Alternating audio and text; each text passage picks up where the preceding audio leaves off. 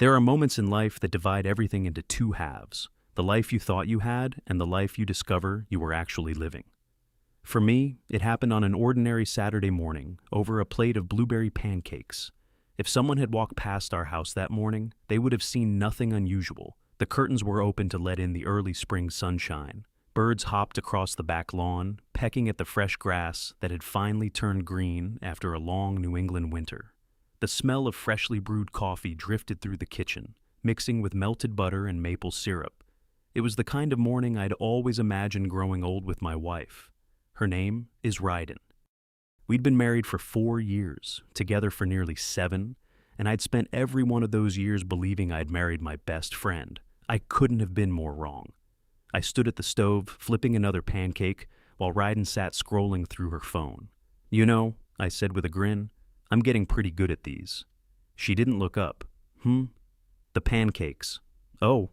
That was all. I shrugged it off. She'd been distracted lately. I figured work was wearing her down. She managed marketing for a software company, and the last few months she'd complained about impossible deadlines and endless client meetings. I carried 2 plates to the table. "Blueberries on yours," I said. "Extra butter like you always ask." "Thanks." Still no smile. I poured us both coffee before taking my seat. "You want to drive up to Portland today?" I asked.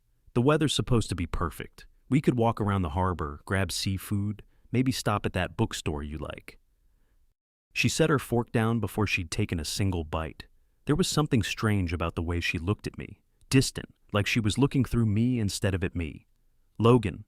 Something in her voice made my stomach tighten. "Yeah? I want a divorce." My fork stopped halfway to my mouth. For a second, I honestly thought I'd misheard her. "I'm sorry. What?" "I want a divorce." I laughed, and I only laughed because my brain refused to accept she'd actually said those words. "Okay." I smiled uncertainly. "Very funny." "I'm not joking." The smile disappeared from my face. The room suddenly felt too quiet. Even the refrigerator seemed louder than it had a moment earlier. I stared at her. She stared back expressionless, like she was discussing the weather. I searched her face for some hint that this was a terrible joke. You're serious." "Yes." I looked around the kitchen as though someone might step out and explain what was happening.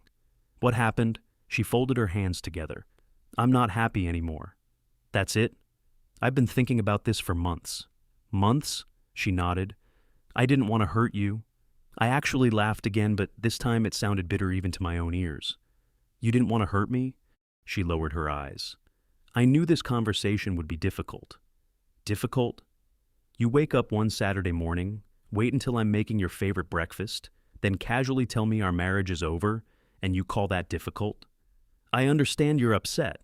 "No," I pointed toward her. "I don't think you do." Silence settled between us. The pancakes sat untouched as the coffee steamed quietly. Finally, I asked the question every husband asks. "Is there someone else?" She answered so quickly it almost sounded rehearsed. "No." I watched her carefully, then nodded slowly. "So, there's nobody?" "No." "You swear?" "Yes." I kept looking into her eyes. 4 years of marriage teaches you someone's expressions. Their little tells, the tiny movements they don't even realize they're making. Ryden wasn't nervous, she wasn't guilty, she was prepared, and that bothered me more than anything. People don't rehearse conversations like this unless they've been living them in their heads for a long time. "When did you decide this?" "A while ago." "How long?" "I don't know." 3 months? "Maybe." 6? She looked away. "I don't remember." I did. I remembered everything. 6 months ago, she'd insisted we book a vacation to Vermont. 5 months ago, she'd talked about renovating the kitchen. 4 months ago, she'd surprised me with tickets to a hockey game because she knew I'd always wanted to see the Bruins play at home. None of that matched someone planning to leave. "You've been lying to me?" She frowned. "I wasn't lying." "Weren't you?" I stood, carrying my untouched plate to the sink. "You were planning weekends away. You were talking about repainting the house." She said nothing. "You were discussing having kids." Her shoulders stiffened. "I changed my mind." "No. You changed your story." Her jaw tightened. "I don't want to fight." "You've already started one." She stood. "I'm going upstairs." I stared at her. "That's it?" "I think we both need space." She picked up her phone and walked toward the hallway. Halfway up the stairs, she stopped without turning around. "I'll stay in the guest room." Then she disappeared. A second later, I heard the bedroom door close. I remained standing in the kitchen, staring at the cold pancakes. I have no idea how long I stayed there, maybe 10 minutes, 30. Eventually, I poured my coffee into the sink. The rest of the weekend felt like living inside someone else's life. Ryden barely left the guest room, and when she did, it was only long enough to grab food or answer a phone call outside on the back deck. She was polite like I was already a stranger. By Sunday evening, I couldn't take it anymore. She was sitting on the patio scrolling through her phone while the sun disappeared behind the trees. I walked outside. "We need to talk." She sighed without looking up. "We already have." I pulled out the chair opposite her. "You made an announcement." She finally met my eyes. "What else is there to say?" "Tell me why." I did. "I'm not happy isn't a reason." "It is for me." I shook my head. "It's an excuse." Her expression hardened. "Why do you need to make this harder?" "Harder?" I almost laughed. "You've dropped a grenade into our marriage, and now you're asking why I'm making things difficult?" She rubbed her temples. "I knew you'd react like this." "React like what?" "Emotionally. I'm your husband." My voice rose despite my best efforts. "I think I'm entitled to a little emotion." She stood. "This is exactly why." I frowned. "What does that mean?" "You always need answers." I stared at her in disbelief. "I'm asking why my wife wants to leave me." "You overanalyze everything." "No." I took one step toward her. "I care about my marriage." She folded her arms. "You always have to be right." "I haven't even argued with you." "You're doing it now." For a long moment, neither of us spoke. Then she delivered the sentence that would replay in my mind for weeks. "I've outgrown this marriage." Those 4 words landed harder than the divorce itself. Outgrown, as though I were an old apartment, an outdated car. She walked past me toward the house and stopped at the door.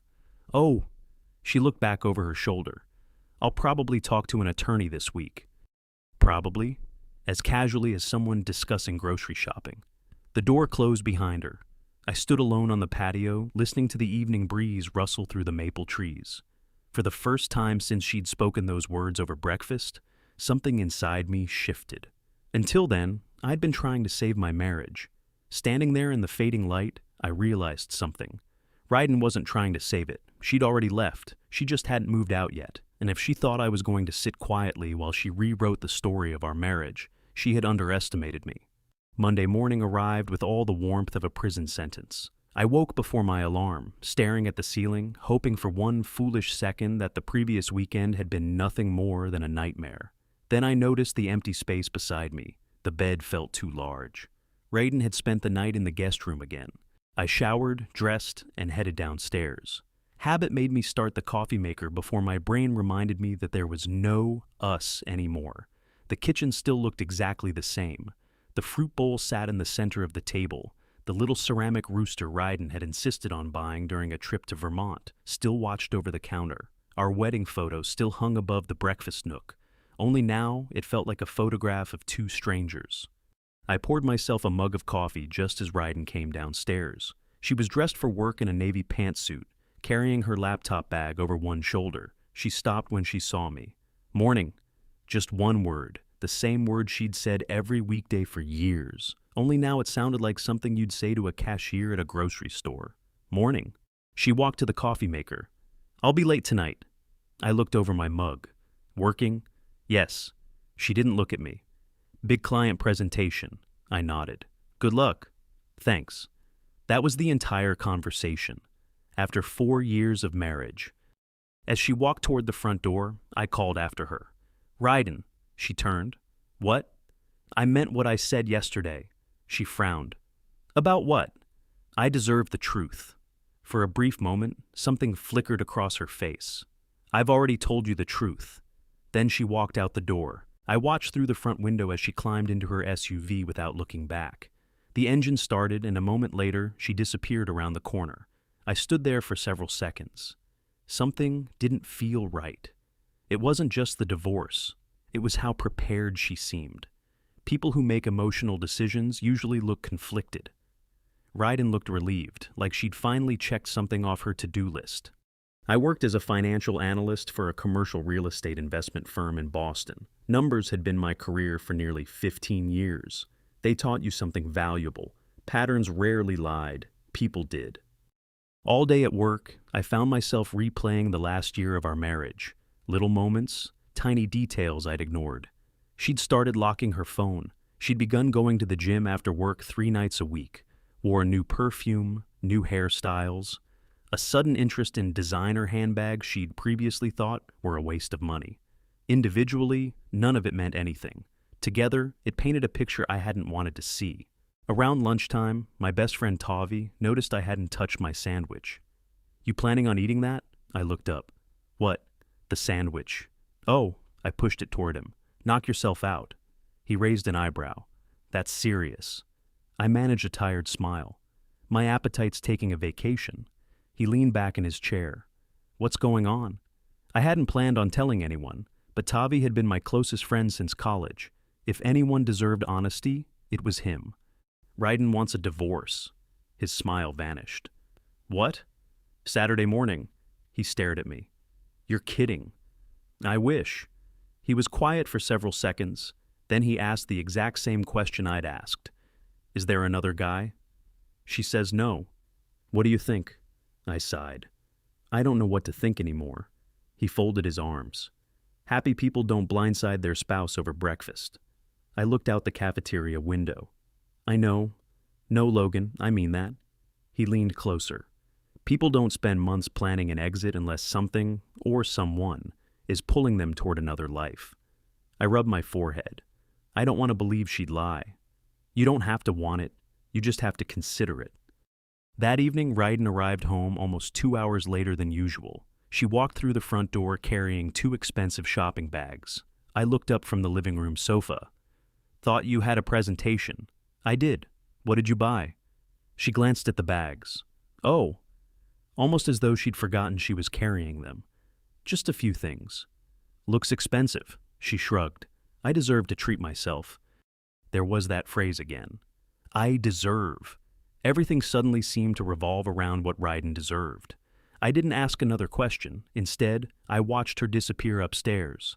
A few moments later, I heard the guest room door close. Then I heard soft laughter. She was on the phone. I couldn't hear the words, only the tone, warm and playful, almost happy. A tone I hadn't heard directed at me in months. Over the next 2 weeks, the distance between us became impossible to ignore. Ryden practically lived through her phone. Messages arrived constantly. Sometimes she'd smile while reading them. Sometimes she'd type so quickly her thumbs became a blur. And the moment I entered the room, the phone disappeared, always face down. One Thursday evening, we were both in the kitchen. I was making pasta. She leaned against the counter, replying to another message, and without thinking I asked, "Who's making you smile?" She looked up sharply. "What?" "You've smiled at your phone 3 times in the last minute. It's work." "Work is funny now?" She slipped the phone into her pocket. "You don't trust me." I nearly laughed. "You asked me for a divorce. That doesn't mean I have to justify every text message." "No." I stirred the sauce. "But it does mean I notice things." She crossed her arms. "You always read into everything." "I observe." "Same thing." I looked at her. "It really isn't." For a second, I thought she might actually explain herself. Instead, she picked up a bottle of water and walked away. As she reached the stairs, she called back, "I'm eating in my room." I stood alone in the kitchen. 2 plates, 1 marriage, 0 conversations. Friday evening, I was folding laundry when I noticed something unusual. Ryden had bought several new outfits. The price tag still attached. Elegant dresses and high heels. A silk blouse I'd never seen before. Not exactly the wardrobe of someone trying to save money before a divorce. When she came into the bedroom to collect them, I couldn't help asking, "New clothes?" She barely glanced up. "I needed them." "For work? For me?" She gathered everything into her arms, then paused. "Oh, I found a condo today." I blinked. "A condo? Downtown?" She sounded almost excited. "Ocean view." She looked toward the window as if picturing it. "I can already imagine living there once this house sells." She said it so confidently. Not if. Once. I closed the drawer I'd been organizing. Sounds nice. She laughed softly. You really haven't accepted reality, have you? I stood smiling politely. No, I just know a little more about reality than you do. For the first time since asking for the divorce, uncertainty crossed her face. What does that mean? I shrugged. You'll find out. Are you threatening me? Not at all. Then what are you talking about? I simply smiled. Have a good evening, Ryden. She stared at me for another moment before walking away. I could hear her muttering under her breath as she disappeared into the guest room. Perfect, let her wonder. The truth was, I didn't actually know anything yet, but after weeks of watching her behavior, I'd reached one unavoidable conclusion. The woman I'd married was hiding something. Whether it was another man, money, or something else entirely, I intended to find out. The next morning, I drove into Boston instead of going to the grocery store.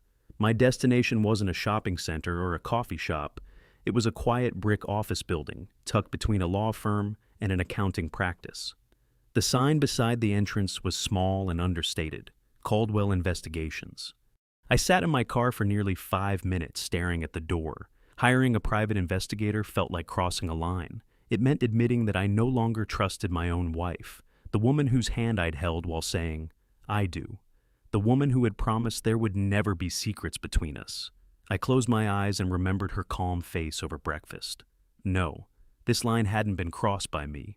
It had been crossed the moment she decided to end our marriage while insisting there was nothing more to explain. I stepped out of the car, straightened my jacket, and walked through the front door. I had no idea that the evidence waiting to be uncovered would not only expose Ryden's lies, it would become the foundation of her own spectacular downfall. Walking into Caldwell Investigations felt strangely surreal. The office wasn't what I'd expected. There were no detectives in trench coats or walls covered with photographs connected by red string. Instead, it looked more like an accountant's office, quiet, organized, with bookshelves lined with case files and legal reference books. A receptionist looked up and smiled. Can I help you? I have an appointment with Neil Caldwell. She nodded. Mr. Caldwell is expecting you. A few moments later, a man in his early 60s stepped into the reception area.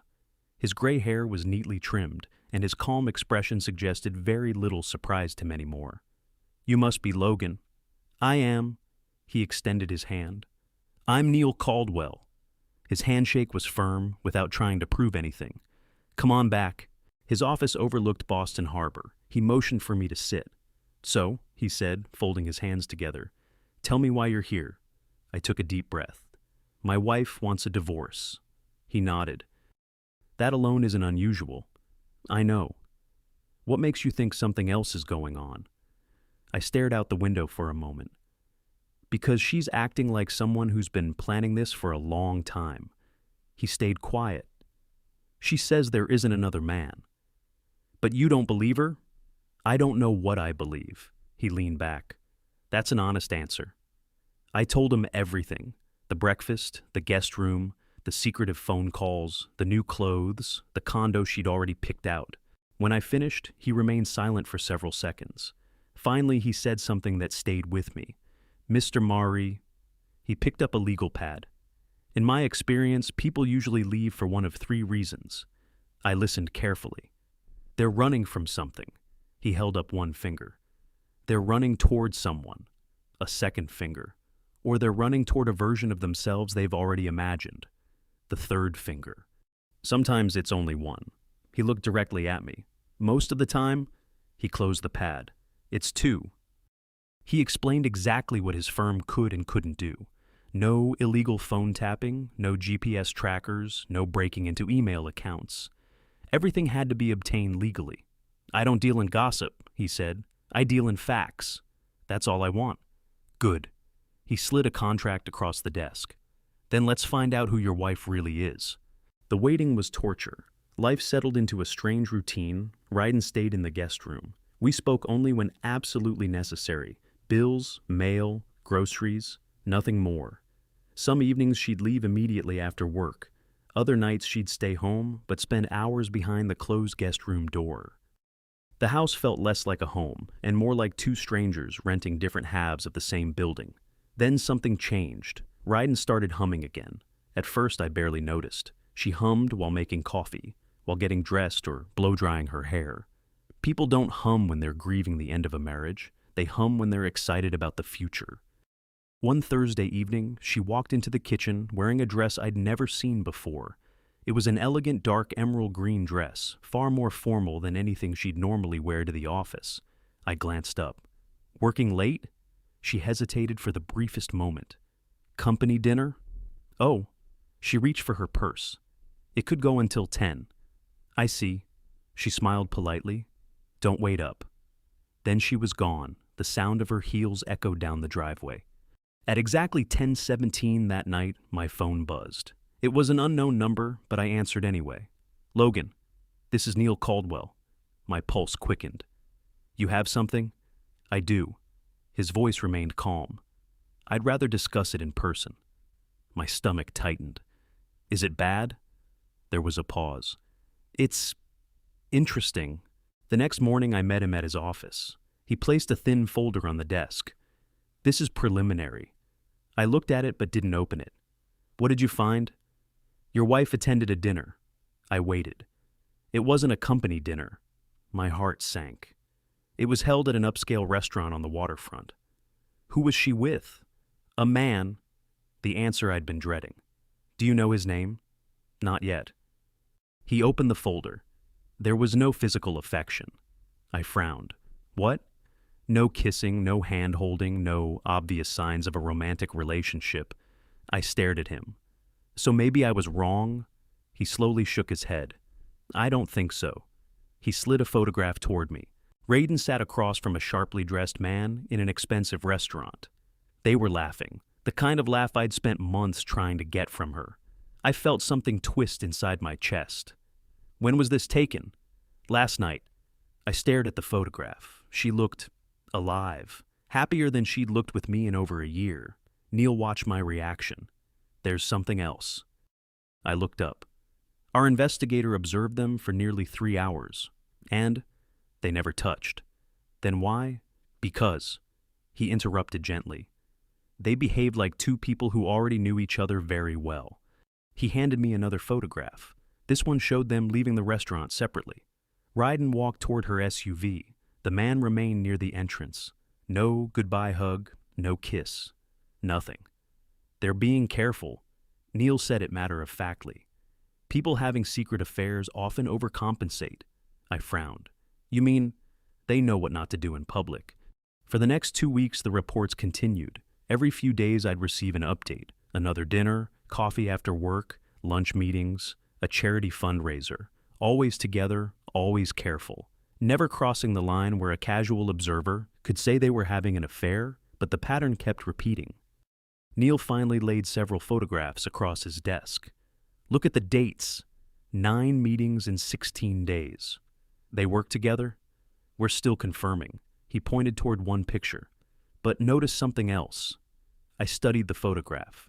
Ryden wasn't looking at the restaurant menu. She was looking at him. The expression on her face stopped me cold. It was a look of admiration, excitement. It wasn't the way married women looked at coworkers. It was the way people looked at someone they imagined sharing a future with. 3 days later, Neil called again. This one can't wait. I drove straight to his office. When I arrived, he closed the door before speaking. We've identified him. I remained standing. Who is he? His name is Heikki Lazarus. Neil slid a business profile across the desk. 46, Vice President of Strategic Development. Divorced, no children. I scanned the page. He works for Ryden's company. Yes. He's her boss? Not directly. Neil folded his hands. But they're in the same executive division. My jaw tightened. So she lied. Not exactly? I looked up. What do you mean? We still have no evidence of a physical affair. Come on. I'm being thorough. He leaned forward. What we do have is evidence of an emotional relationship. I frowned. What's the difference? The difference is what can be proven. He tapped the file. They're emotionally invested in one another. They spend significant time together outside work. They're increasingly behaving like a couple. But, he emphasized the word, they're waiting. Waiting for what? He held my gaze. For your marriage to end. The room suddenly felt smaller. I sat back in my chair. So she wasn't technically lying. No, Neil sighed, but she certainly wasn't telling the whole truth. I laughed bitterly. That's convenient. It often is. He reached into the folder once more. There's one final piece. He handed me a typed statement. One of Heike Lazarus's co-workers had attended the same fundraiser.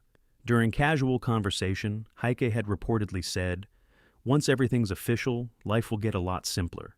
He mentioned no names, no details, but given everything else, the meaning was unmistakable. Driving home, I replayed Ryden's words from that Saturday morning. There's no one else? Technically, she'd answered carefully. There wasn't another man. Instead, there was a man waiting at the finish line while she dismantled our marriage. She'd already built the bridge, she just hadn't crossed it. When I arrived home, Ryden was sitting on the patio with a glass of white wine. She looked up as I stepped outside. We need to discuss selling the house. I pulled out a chair. Already? The sooner we list it, the better. She spoke as though the decision had already been made. I've been looking at the market. I know, she smiled. You know? You told me about Ocean View condos, remember? I took a slow sip from my glass of iced tea. You seem awfully certain about your future. She recovered quickly. I like to plan ahead. I'm beginning to notice. She narrowed her eyes. You're acting strangely. Am I? Yes. You've stopped asking me questions. I smiled faintly. That's because I've started finding my own answers. Neither of us spoke for several seconds. Then her phone buzzed. She glanced at the screen, and for the smallest fraction of a second, she smiled. Then she remembered I was watching, and the smile vanished. She slipped the phone into her pocket. I have work to do. As she walked back into the house, I watched the confidence return to her stride. She still believed she was in control. She still believed I was stumbling around in the dark. She had no idea that the investigation was only beginning. And neither did I, because Neil Caldwell had just called to tell me he had uncovered something far more damaging than an emotional affair. Something involving money. A secret Ryden had hidden from me for months. And once that secret came to light, everything she thought she was going to win would begin slipping through her fingers. If there was one lesson my father drilled into me growing up, it was this. People can fake emotions. They can't fake bank statements. At the time, I thought he was talking about investing. Now I realized he had been talking about people. 3 days after my conversation with Neil Caldwell, my phone rang just after 9 in the morning. His name appeared on the screen. I stepped out of my office before answering. Morning, Neil. I think we found something. His voice was different this time. He sounded like someone carefully choosing each word. What is it? Can you meet me after work? I'll be there. The folder waiting on his desk was much thicker than the previous ones. Neil didn't push it toward me immediately. Instead, he removed his glasses and rubbed the bridge of his nose. I need to ask you something. Go ahead. How involved are you and Ryden in your finances? I frowned. What do you mean? Do you have joint accounts? Yes. Separate accounts? We each have personal checking accounts for discretionary spending, but our salaries go into a joint account first. He nodded. Who pays the household bills? I do. Does Ryden have access to everything? Of course. He leaned back. And you trust her? I almost laughed. I used to. He slid several printed pages across the desk. I think it's time you stopped. At first, the paperwork looked harmless. Transfers, deposits, routine transactions. Then Neil pointed to one column. Look at the dates. Every transfer had happened after Ryden told me she wanted a divorce. No. I looked again. Not after, before. Months before, they were small amounts. $500, $800, $1,200. Never enough for the bank to question. But together, they added up to almost $30,000. I stared at the numbers. Where did this money go? Neil tapped another page. Into an investment account. I've never seen this account. I know. A knot formed in my stomach. How did she open it? Using only her name. I looked up. So she's been moving marital money into an account you didn't know existed. He finished the sentence for me. For several moments, neither of us spoke. Finally, I asked the question. Is that illegal? Neil shook his head. Not necessarily. I frowned. Then why is it important? Because. He folded his hands. If she's preparing for divorce while secretly moving marital assets without disclosure, the court may view it very differently. He paused. The word your attorney will probably use is dissipation or concealment, depending on the circumstances. I slowly leaned back. So, she wasn't just planning to leave. No, she was preparing to negotiate from a stronger position. I drove home in silence. Every mile seemed longer than the last. I kept remembering little conversations we'd had. Maybe we should skip eating out this month. We need to be more careful with money. I don't think we should replace the dishwasher yet. At the time, I'd admired her responsibility. Now I wondered whether she'd simply been building her own escape fund. That evening, Ryden was sitting in the living room browsing furniture websites. She didn't bother hiding the screen when I walked in. Looking for something? She smiled. Just ideas. For the condo? She looked up sharply. I never said I was buying that one. No. I sat in my chair across from her. You just seem to enjoy imagining life after this house. She shrugged. I think it's healthy. Really? Of course. She closed the laptop. I've accepted reality. There it was again, that quiet superiority, as though she had already won. She studied me for a moment before speaking again. You should start thinking about apartments. I almost smiled. Should I? The sooner you move on, the easier this will be. I appreciate the advice. I mean it. I know. She stood. I don't want us to become enemies. I looked directly into her eyes. Then maybe you shouldn't treat me like one. For the first time in weeks, irritation flashed across her face. I haven't. Haven't you? I stood as well. You decided our marriage was over without telling me. You planned your future while pretending everything was fine. You've already picked out furniture for a place you don't even own. She folded her arms. I refuse to feel guilty for wanting a different life. I'm not asking you to. Then what do you want? The truth. I've told you the truth.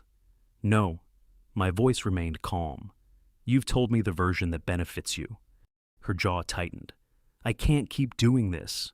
Without another word, she walked upstairs. The guest room door slammed. I let out a slow breath.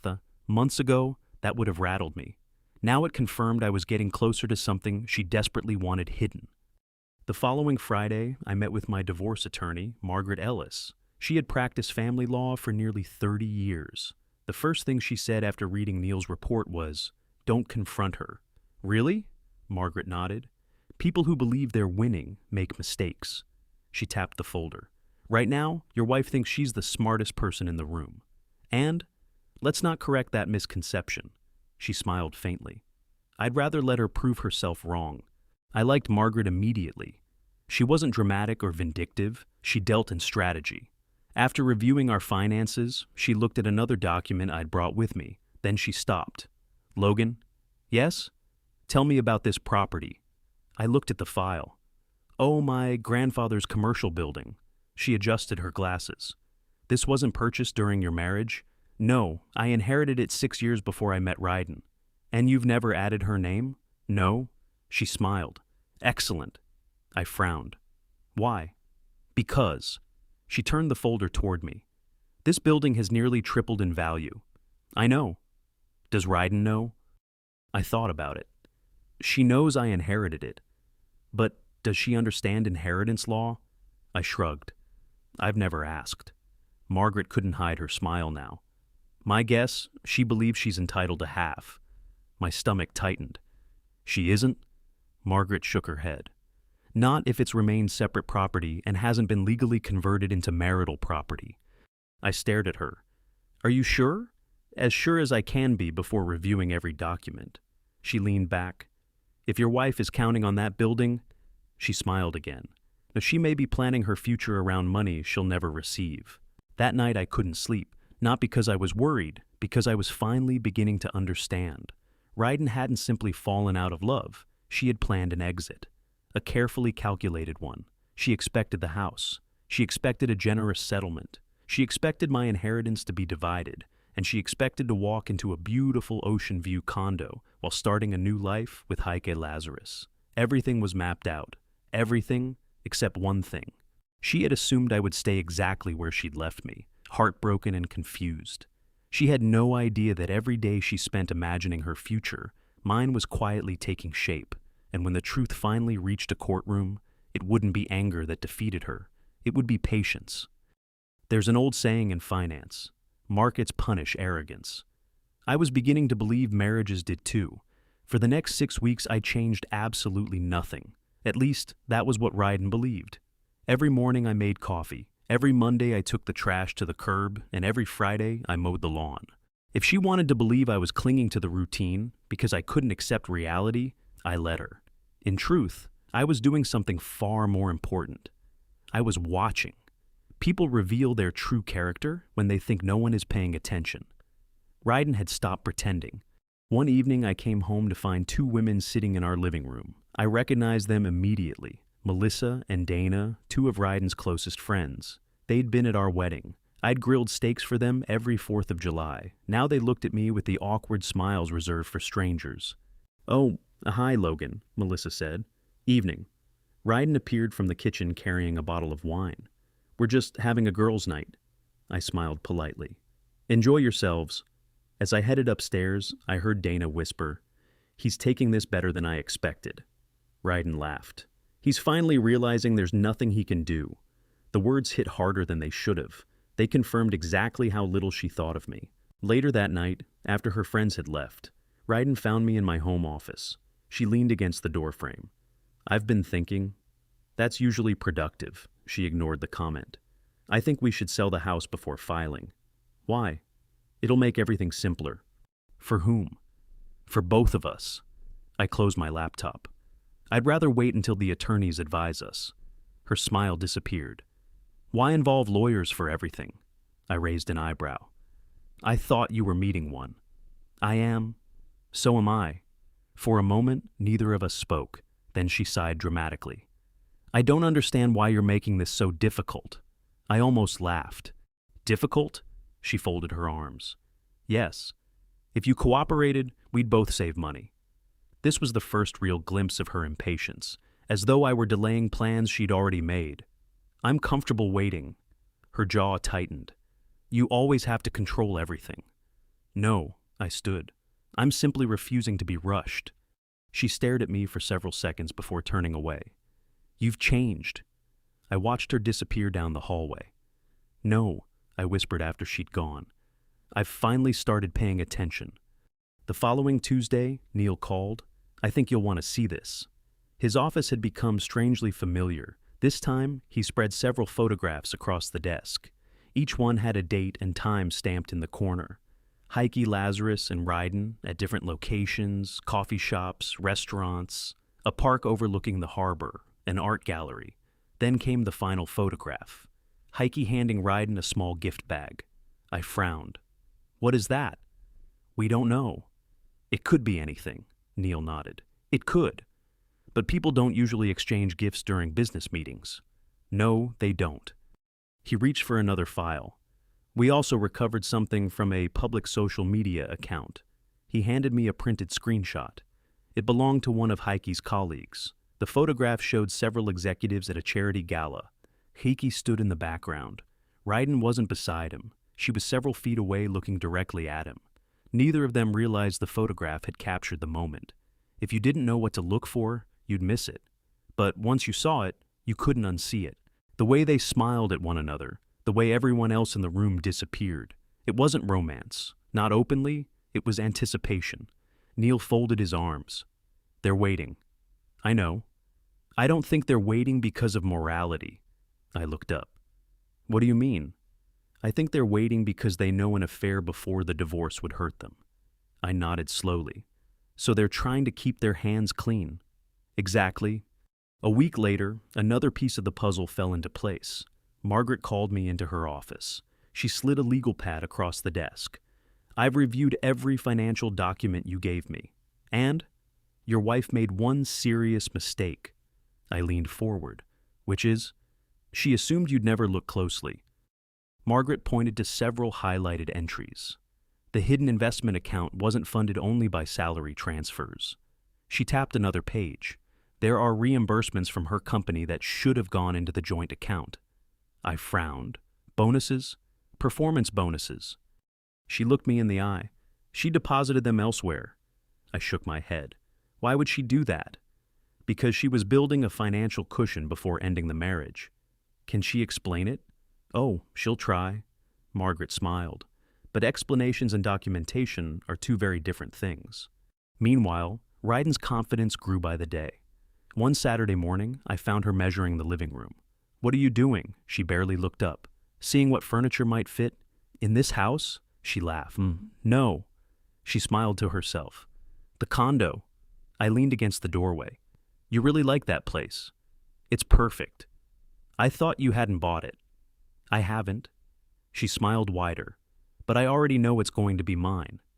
"That's a lot of confidence." She looked directly at me. "I've done my homework."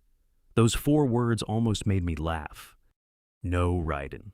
You'd done enough homework to convince yourself you were right, not enough to discover where you'd gone wrong. Over the next month, something else changed.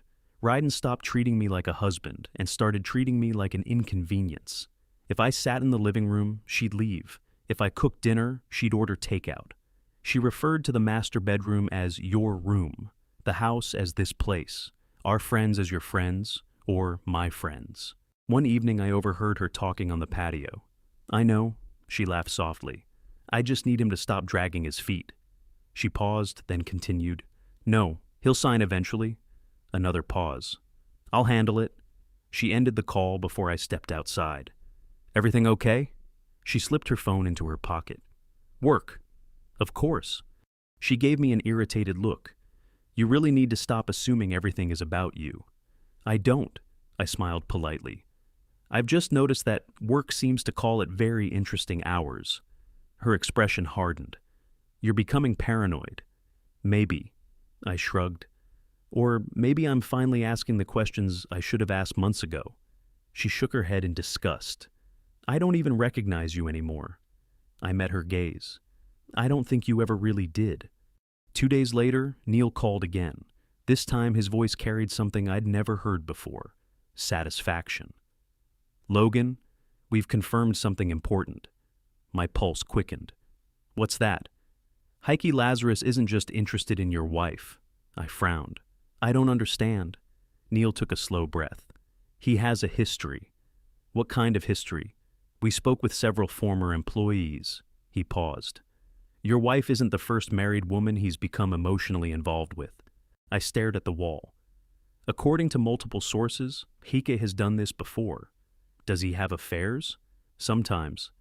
Neil chose his words carefully. "But the pattern is remarkably consistent." I felt my stomach tighten. "He pursues married women." "Yes." "And once they're available," Neil sighed, "he usually loses interest." I couldn't believe what I was hearing. So Ryden may have destroyed her marriage for a man who enjoys the chase more than the relationship. I slowly sat down. For the first time since this nightmare had begun, I didn't feel anger. I felt something closer to pity. Ryden believed she was running toward the love of her life. She had no idea she might simply be the next chapter in someone else's pattern, and she was so focused on the future she'd imagined, she never noticed the ground beneath her beginning to crumble. Because Margaret had just called, with one final piece of news, Ryden's attorney had officially filed for divorce. The game was no longer being played in secret. It had entered the courtroom, and that's where every lie would have to survive the light. There's a misconception about revenge. People imagine shouting, slamming doors, public humiliation. But in reality, the most devastating victories usually happen in silence. Mine began with a stack of documents nearly 3 inches thick. The conference room at Margaret Ellis's office overlooked the Charles River. On one side of the polished oak table sat Margaret and me. On the other sat Ryden, her attorney, and a paralegal. It was the first time Ryden and I had been in the same room for more than a few minutes since she'd asked for the divorce. She looked confident and even beautiful. Her charcoal gray suit was perfectly tailored. Her hair was neatly styled. She carried herself like someone attending a meeting she fully expected to win.